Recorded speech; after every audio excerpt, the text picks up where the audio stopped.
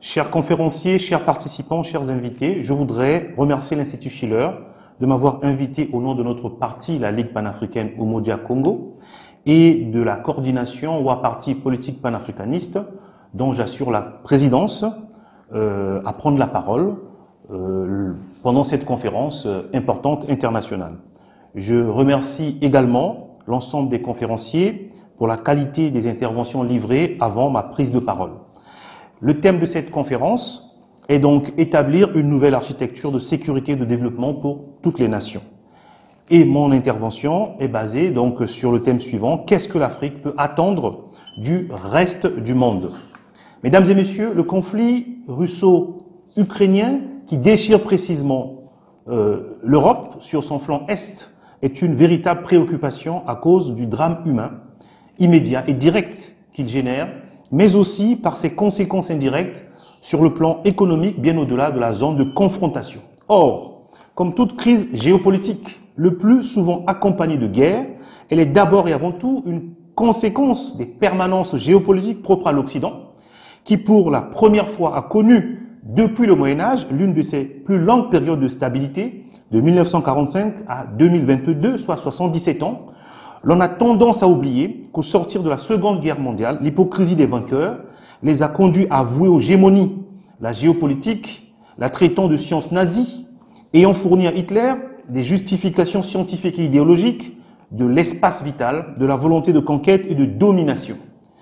Même l'Union soviétique de Staline avait interdit l'enseignement de la géopolitique, la traitant de discipline maudite d'une Allemagne maléfique et qu'elle serait consubstantielle du nazisme. Or, à y voir de près, en dehors des considérations idéologiques racistes du régime allemand, la deuxième guerre de 30 ans, 1914-1945, est une résultante des rivalités des géopolitiques des puissances européennes qui remontent au siècle passé et qui n'ont jamais d'ailleurs cessé.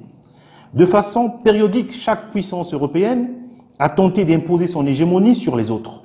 On se rappelle de l'Espagne de Charles V puis de Philippe II, de la France de Louis XIV puis de Napoléon, de l'Allemagne de Guillaume II puis de Hitler, etc.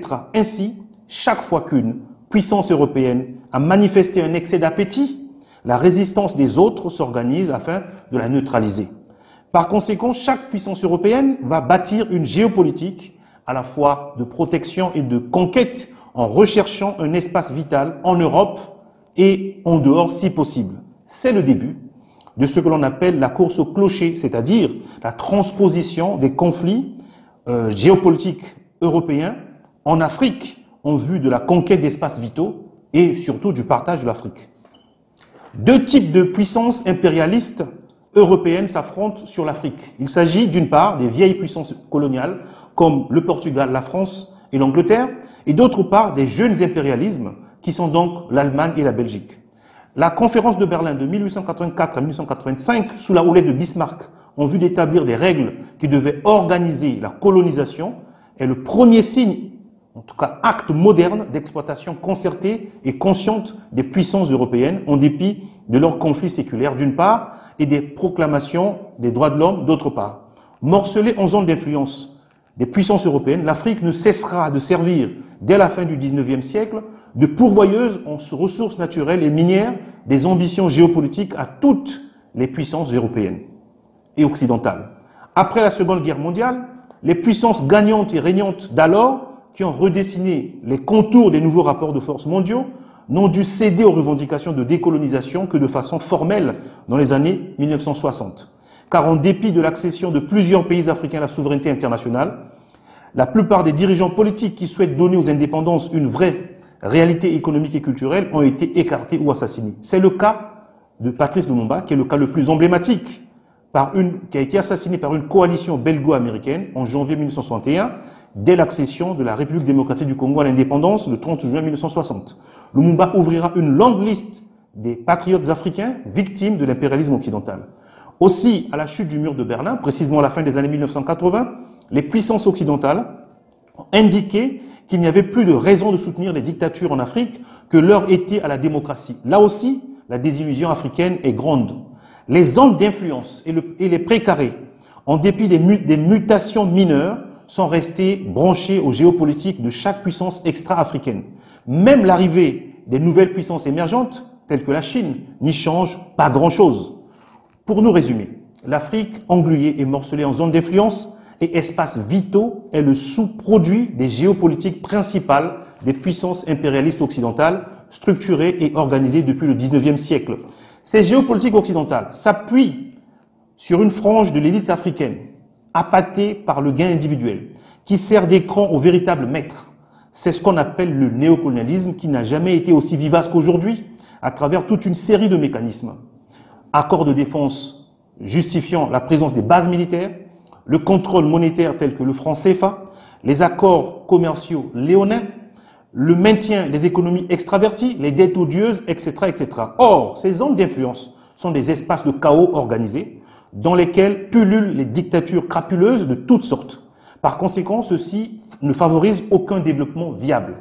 Tenez, entre les années 1960 et la fin des années 1980, la veille de la chute du mur de Berlin, l'instabilité et le chaos organisé en Afrique se sont matérialisés par 71 coups d'État militaires aboutis contre 118 tentatives de coups d'État.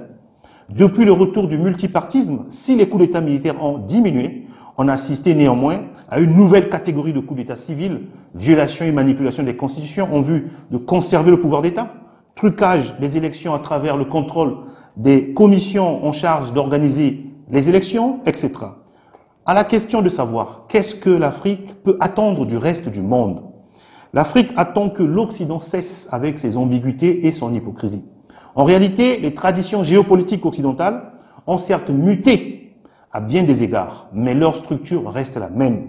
Les géopolitiques de la mer pour l'Angleterre, les géopolitiques continentales pour l'Allemagne, les géopolitiques de la forteresse pour la Russie ou les géopolitiques de la défaite pour la France ont fait leur aggiornamento au regard des différentes révolutions qui se sont produites au fil du temps. Mais elles ont besoin d'espaces vitaux pour continuer à maintenir des positions de puissance dans le concert des nations. Car, sans la double révolution de l'atome et du missile, la guerre russo-ukrainienne allait embraser toute l'Europe et entraîner avec le monde entier, comme l'Occident sait bien le faire. C'est pourquoi nous réitérons cet appel à la fin de l'hypocrisie occidentale. L'Occident doit cesser avec la géopolitique afin de se débarrasser des complexes de puissance nuisibles. Les Africains savent que personne ne les libérera de cette longue servitude imposée par l'Occident à travers des roitelets africains. La libération de l'Afrique sera fille de l'insurrection des consciences qui gagnent chaque jour la jeunesse africaine à travers le panafricanisme. Car pour nous, la paix dans le monde passe par la reprise en main et le contrôle des zones d'influence africaines qui nourrissent les ambitions des puissances extra-africaines. Le panafricanisme se propose de priver toute puissance ambiguë des ressources africaines afin de s'en servir exclusivement au bien-être des populations africaines. En créant les États-Unis d'Afrique, l'Afrique morcelée ne sera plus cette proie au service des puissances extra-africaines. En réunifiant le continent africain, le panafricanisme permet aux Africains, en toute souveraineté, de réaliser leur renaissance en reposant le problème des frontières dans un cadre apaisé et réconcilié. Quoi qu'il en soit, en ces temps inquiétants, le panafricanisme demeure fidèle à l'esprit de Bandung ou d'afro-asiatisme exprimé en 1955 en face de l'axe de la puissance de Washington à Moscou. Un autre axe fut tracé d'Accra à Jakarta, basé sur la non-violence et le non-alignement. Umoja ni nguvu, l'union fait la force. Je vous remercie.